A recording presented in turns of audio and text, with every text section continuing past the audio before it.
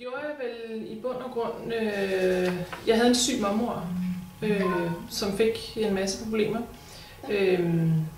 Og den vej igennem begyndte jeg at stifte bekendtskab med, hvad der nu var behov for af træning og så videre til hende. Og så vidste jeg, at jeg ville ikke være fysioterapeut, og så ville jeg noget andet, og så fandt jeg ud af, at en ergoterapeut var en mulighed. Ja, det var det. Jeg synes, det var... det er jo ikke høje krav, det er, hvad man skal kunne klare, men jo, det var svært. Det var noget helt andet, end at gå i, om så at sige, almindelig skole eller gymnasium. Skolen, de havde sørget for pladser til os. Vi skulle bare selv i klassen finde ud af, hvem der ville hvor. Så der var allerede på forhånd taget stilling til, at nogen skal på hospital, og nogen skal være i psykiatrien, og nogen skal være sammen med en børneergoterapeut, og så måtte vi se.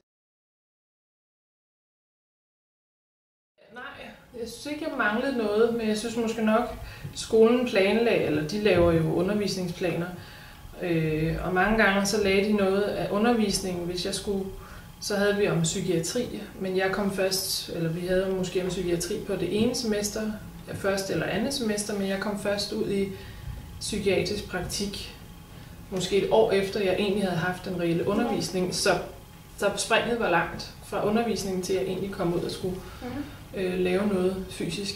Ja. Det kunne godt have været lidt bedre.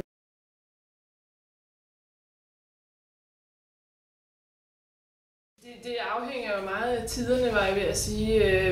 På det tidspunkt, hvor jeg blev uddannet, det er 8 år siden, og der var der en masse jobmuligheder. Og jeg var så heldig at få arbejde, inden jeg egentlig var færdig.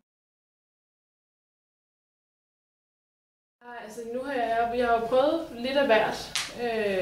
Jeg har både arbejdet på hospital i en del år, så har jeg været sagsbehandler og hjælpemiddelterapeut, og nu er jeg altså her.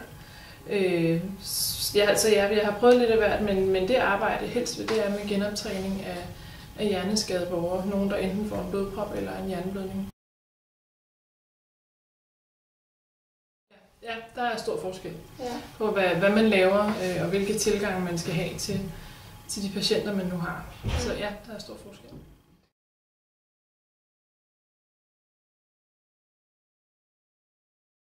Psykiatrien er ikke noget for mig. Man bruger meget tid på at bare forsøge at skabe en kontakt med nogle af de her, som har psykiske problemer, og der kan gå flere måneder, før man egentlig nærmer sig og kan få en reel samtale. I perioder kan det være ikke stressende, men travlt, vil jeg sige. Men det kommer i perioder. Der er sjovt nok en forbindelse med, når vi når efterår og vinter, så er der flere, der bliver syge, end de gør om sommeren.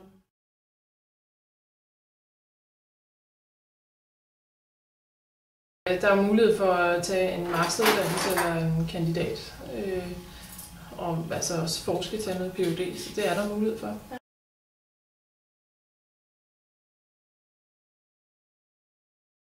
Det er også meget forskelligt, alt afhængig af, om man er i kommunen, eller hvad jeg vil sige, om man er ansat på hospitaler, eller man er i kommunen.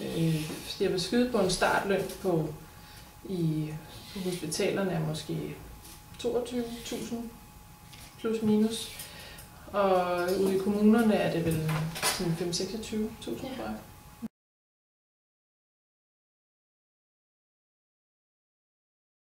Sådan noget med, at jeg skal gå ind og mobilisere knogler og så videre, det gør kiropraktorerne, og nogle fysioterapeuter kan også, men det er ikke noget, de gør ofte, og ergoterapeuterne gør det slet ikke. Ja.